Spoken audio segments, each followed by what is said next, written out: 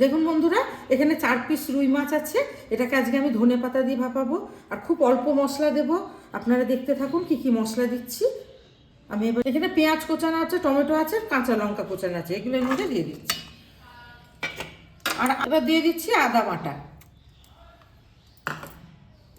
আর দিয়ে দিচ্ছি পরিমাণ মতো লবণ,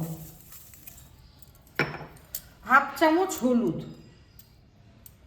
ভালোভাবে চটকে নেব হাত দিয়ে। এখানে পাকাতে তুলে কাঁধ বানিয়ে রেখেছি, এর মধ্যে আমি দিয়ে দিচ্ছি ধনেপাতা বাটাটা, আর দিয়ে দিচ্ছি 1 চামচ চিনি। এটা ভালোভাবে মিশিয়ে নিচ্ছি। মশলার মধ্যে মাছগুলো দিয়ে দিচ্ছি। অনেক বন্ধুরা হয়তো ভাবছেন দিদি ভাই কাঁচা মাছ রান্না করছে, গন্ধ করবে। আমি মাছটাকে লেবু দিয়ে মেখে রেখেছিলাম, তাহলে আর আস্তে গন্ধটা করবে না। আর দিয়ে দিচ্ছি কাঁচা লঙ্কা, আর এই ধনেপাতা পেস্ট, আর তেঁতুল কাঁচ, আর চিনি। এবার এই মাছের মধ্যে ভালো করে মাখিয়ে নেব। এবার দিয়ে দেবো সর্ষের তেল।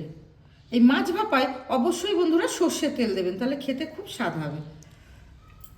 আর দিয়ে দিচ্ছি বাটি ধোয়া জলটা। দেখুন এখনই কতটা লোভনীয় লাগছে দেখতে, এরপরে তো ভাপা হলে আরও সুন্দর লাগবে। এবার ঢাকনা চাপা দিয়ে আমি জলের উপর ভাপাতে দেবো। এবার ঢাকা চাপা দিয়ে আমি এটাকে ভাপাতে দেবো। এবার এই টিফিন বক্সটা জলের মধ্যে ভাপাতে দিচ্ছি, 1/2 ঘন্টা ভাপিয়ে নেব। ঢাকনা চাপা দিয়ে দেবো। ধনেপাতা বাটা দিয়ে রুই মাছ ভাপা একদম রেডি। আপনাদেরকে এবার আমি খুলে দেখাচ্ছি।